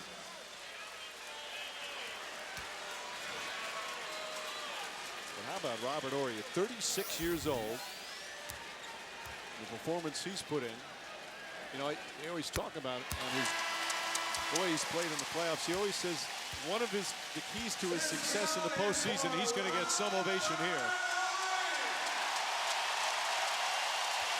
He says he limits contact with family and friends during the playoffs.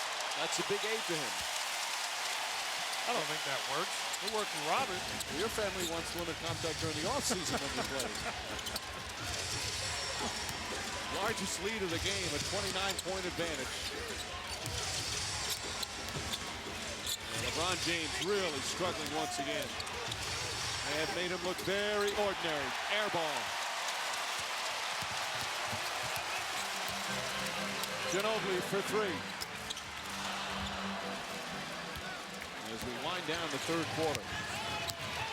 And I like Greg Popovich keeping Bowen in there on James to make it tough as James crosses over right to left, just so he gets no great flow going into game 3. Keep the clamps on. Shot clock turned off.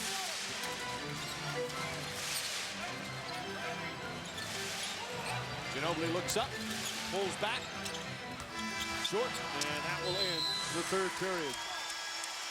The Spurs hammering the Cavaliers as they get another standing ovation. This presentation of the NBA Finals continues after this message and a word from our ABC stations.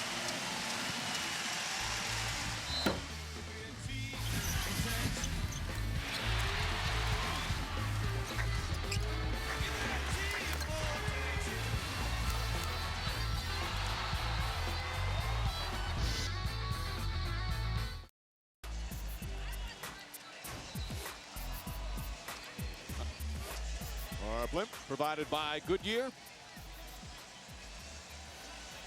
As we get set to start the 4th, the key number 8962, but our Verizon stat track pretty much pick any statistic and you'll see in favor of the San Antonio Spurs. They've outshot them by a wide margin from 3-point range as well. They're the best 3-point shooting team in the playoffs, San Antonio is.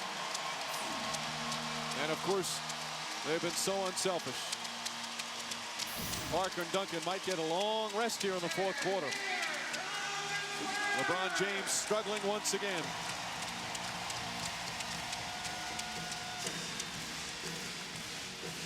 And you look at the Cavs with 11 assists. What a bigger number, 9 turnovers. They have to take care of the basketball, and they have to defend this Spurs team. And Mike Brown's just searching for a rotation right now. And it really, as a coach, it's really difficult this late in the year to have to change the rotation. But I'm sure he's going to think about everything because right now they're not even competitive. Shot gone. Bergeau the rebound. Up by 27, they're still trying to wrestle away the rebounds. They have not given the Cavaliers any thought of coming back. James lost it out of bounds once again. He had 6 turnovers in game 1. He's got 5 turnovers in game 2. And I think Jeff made a great point. Bruce Bowen's still in the ball game. He's not going to leave until LeBron leaves. You want to keep contact on him and make him work and not establish a rhythm. Nelson lost it. 3-on-2, there's Bowen in pursuit. And Bergeau, players' bodies falling all over the place. And it's going to be Cleveland ball. Jacques Vaughn might have just did the worst acting job I've ever seen of trying to pick up an offensive foul. Did not even get hit and fell before the contact was even there. That was Denzel Washington somewhere shaking his head. Terrence Howard perhaps in the building.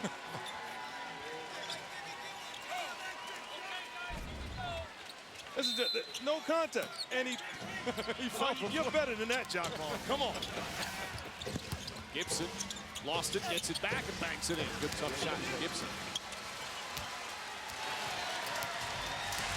Cavs did talk about their fourth quarter after being beaten pretty handily in game one and how they came back and competed in the fourth.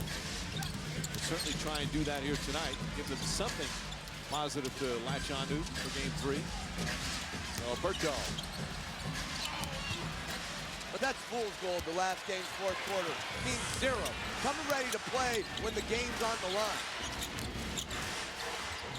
Marshall, Jones, Stamen Jones for three, knocks it down.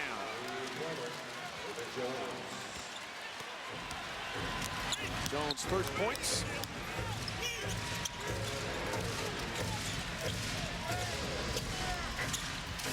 Bowen on a pull-up. Does not get the roll.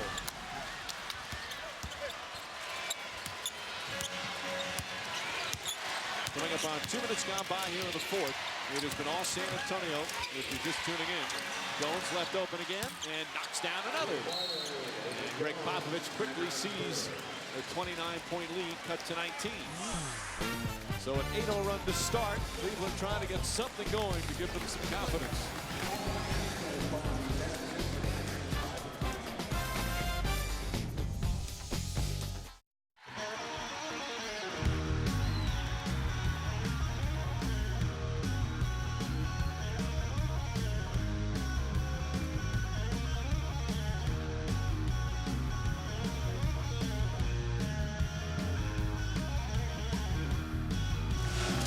Back in San Antonio where the Spurs lead by 19, and one of the fixtures on this San Antonio Spurs team, believe it or not, is their head athletic trainer, Will Sevening. He's been here for all of their championships thus far, and Will's younger brother, 30-year-old Greg Sevening, is an Air Force captain who I've been corresponding with over in Iraq the last few days, and he told me he's watching the game in Baghdad right now with a bunch of Spurs fans at the U.S. Embassy, and he wrote to me, "It is that touch of home that I get while watching the Spurs that takes my mind off the stresses that come with deployment. It reminds me of watching games with my family and my 3-year-old son Grant, who's running around in a Spurs jersey pretending he's Ginobili." And Sevening told me that he's probably only going to have 2 hours of sleep before the game started at 5 a.m. Baghdad time, but he said, "That's good luck. They never lose when I've only had 2 hours sleep." Mike? All right, Michelle. A big bit of gratitude to Captain Greg and all the soldiers as LeBron James knocks it in. Will Sevening has such a high reputation amongst athletic trainers, as Michelle said, in his 9th year. Such a family man. He's got 4 kids of his own. And rooting hard for his brother. Oh, he's a great, great guy. He's assistant trainer for the Indiana Pacers when I spent plenty of years there. He's a class act. 91-72, Duncan back in the game. Duncan and Bowen the only starters.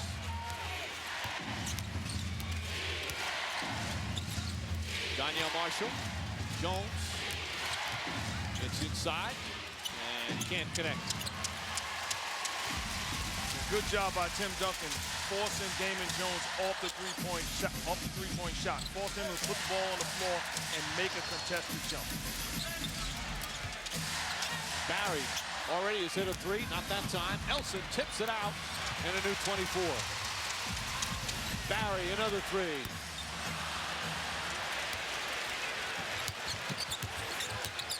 James steps back. He'll try a 3-pointer. He hit a couple at the end of game 1, not that time. James now 8 for 19 from the field.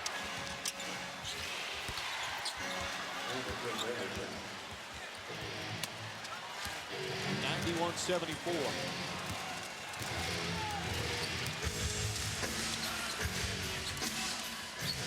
The crowd's gotten a little tired from all their standing ovations. They're clackered out. Barry. Bowen off the dribble. Duncan another rebound and can't get it to fall. And Bowen another rebound. Barry try again. Elson the rebound, backs it in.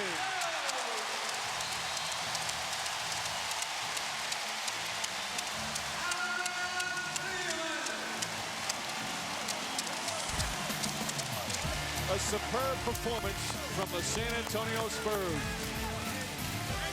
19-point advantage, 7:24 remaining.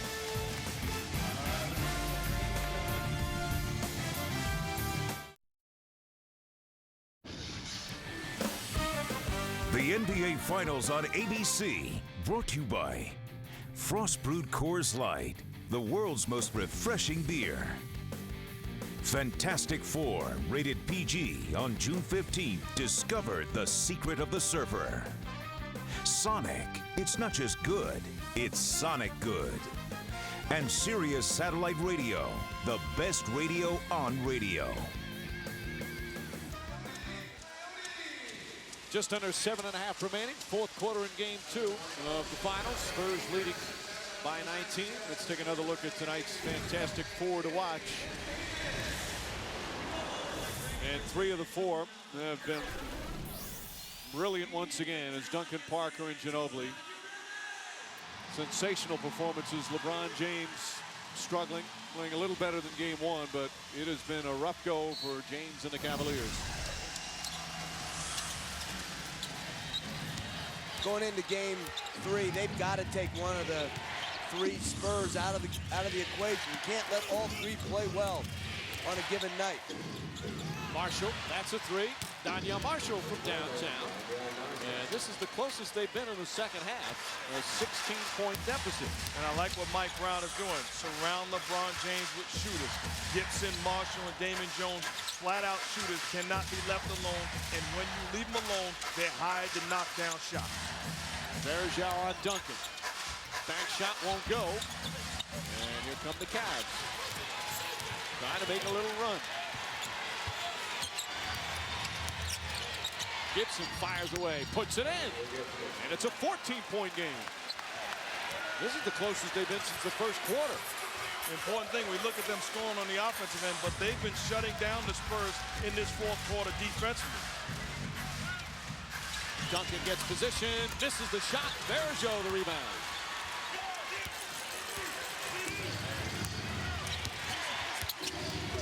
Gibson looking. Verjo flips it up and in. And all of a sudden, it's 12 as we approach the midway point. This is as unlikely a comeback. And there was just no signs of it.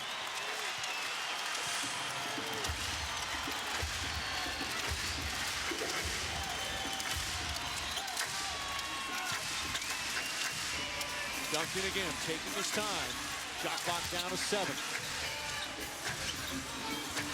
Parker. Stripped and stolen by Gibson. He had 4 steals in game 1. Gibson to the basket. Tried to draw the foul. Count it and 1. James puts it in, and the lead is cut to 10 with 5:34 remaining. I really like this kid, Gibson. Gets it done on the defensive end. The deflection crosses over Tony Parker to eliminate him. Fast break basketball, trying to attack. Brent Barry does not get the contact, but LeBron James gets the offensive board, knocks the hoop down, and goes to the line for the possible 3-point play. A 21-4 fourth quarter for Cleveland as we go to Stu Scott. Mike, this might be the reason for their fourth quarter. At the end of the third quarter, after the timeout, LeBron called all of his teammates around. He said, guys, come here, listen to me. And they all looked at him, and he said, guys, this is a long series, all right? Do not lose your composure. We got to stick together. This is a long series. Let's just go out and play this fourth quarter. And, Mike, they are playing this fourth quarter. And there's a little anxiety right now as Duncan nearly throws it away. Parker brings it out. Shot clock down to 5. Parker spinning inside. Shot, puts it up, banks it in. Oh, a huge shot from Parker. LeBron James saying to Dick Bavetta, it should have been a travel.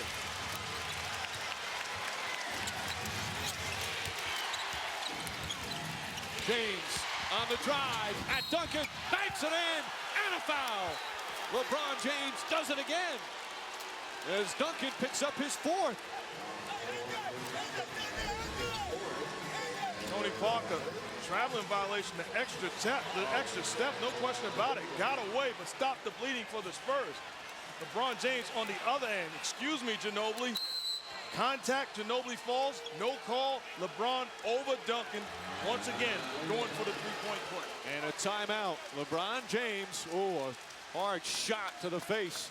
They've outscored the Spurs 24-6 here in the fourth quarter.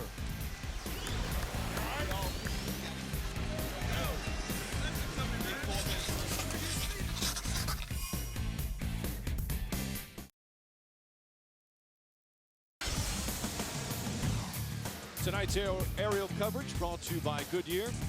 Get there on Silent Armor Technology. The Cavs fans trying not to give up hope. Their team down by as many as 29 has cut it to 9 here with 4:53 remaining in the fourth. And at the watch party in Quicken Loans Arena, some of the fans have left, but some still believing and hoping their team can come back. It's been an improbable comeback. The Cavs looked dead. Their spirit looked broken. They were getting embarrassed, down by 29 in the third quarter, by as many as 27 in the fourth quarter. But they're trying to get hope as the series will shift back to Cleveland. Game 3 Tuesday, Game 4 Thursday, and Game 5, if necessary, Sunday, all three in Cleveland. As LeBron James knocks down the free throw, and it's an 8-point game. This is the closest they got in Game 1. And that was with 1:53 remaining. Another turnover. Here comes Marshall. And Gibson sets it up. Gibson, Damon Jones, Daniel Marshall, Verajao, and LeBron James. Ori is guarding James. To the basket. Inside. Won't go. Duncan the rebound. Mike Brown furious. He thought a foul should have been called. Ori, meanwhile, real good sportsmanship helping LeBron James up. Parker puts it in. Every big shot from Tony Parker. And Daniel Marshall does the right thing, helping on Tim Duncan. But you got to get back to Tony Parker and look to contest the jump shot. You can't let him just stand there and shoot it. 30 for Parker. The Cavs don't have to just jack up threes here. Jones will try it. And way short, Parker the rebound. Too early to settle for threes, Jeff, correct? Right, and that's where their limitations come in. Damon Jones is not a shooter off the dribble. Either is Daniel Marshall. So they are basically one-dimension offensive players compared to Ginobili. And James is fouled by Ginobili. Only the third team foul, fourth on Ginobili. James has 8 of his 25 here in the fourth quarter. And Mike, this is why coaches don't substitute early when the leads get high, because the game is so long, the 24-second shot clock occurs so quickly that big leads can go. And here you see LeBron James have another highly efficient second half compared to his first half. Marshall, Gibson on the drive, gets inside and banks it in, trying to draw a foul. Boy, this 21-year-old is so impressive. The rookie from Texas, a second-round pick who had the 31-point game against the Pistons in Game 6 to clinch the Eastern Conference Championship. You're Mike Brown. You got to find more minutes for Gibson. The way that he has played, he deserves more minutes. Spurs will take time off the clock. Ginobili won't go. Marshall the rebound. Cavs still with some life. Pass, bad one, threw it ahead of Verajao, and a turnover, his 6th of the game. And this fourth quarter, if they hold on and win, could be very good for San Antonio, so it keeps their attention going into Game 3. Damon Jones is guarding Duncan. Ginobili gets hit, puts it in, and a foul! Chance for a 4-point play.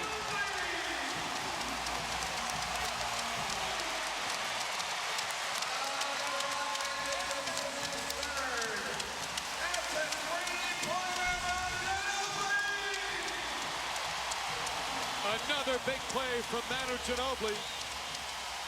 He now has 24 as Gibson picks up his 3rd personal. And just like that, the lead back to 12 with 2:24 remaining. You're the Cavs. There's still plenty of time left to go in this game. You have to have quality possessions on the offensive end and look to get stops. Ginobili, meanwhile, 11 for 11 from the free throw line.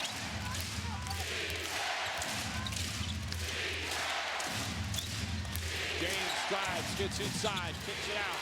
Gibson for three. It's good. Daniel Gibson showing no fear, and it's back to 9. He's got 9 of his 15 here in the fourth quarter.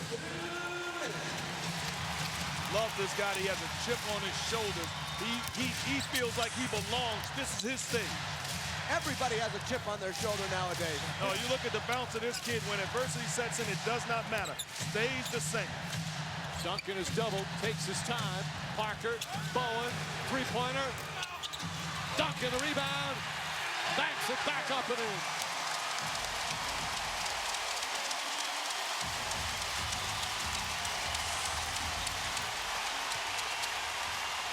James pass deflected, but gets to Berejao. And Ori goes crashing and knocks down Popovich with the hustle. Quickly says, "Are you okay, coach?" The former Air Force captain gets right back up and says, "Good job, Ori." You don't know how bad I wanted to do this when I played for Jeff Van Gundy.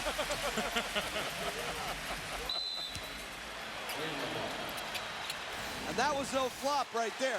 He took the hit. James for three. Too strong, and Ginobili the rebound. And now the Cavs are running out of time. Here in the fourth quarter, they cut a 27-point deficit to 8. But the Spurs have regained control as Parker and Ginobili have hit huge shots. Parker. And Berejao hit hard by Ginobili. Just a matter of time before those two collided.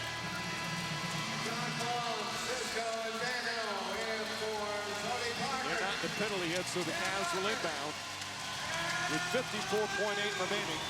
And Greg Popovich emptying his bench. Dano Woodrick, Jock Bowen, Francisco Elson. As Parker, Ginobili, and Duncan get a much-deserved ovation. 78 points combined as James is done for the night.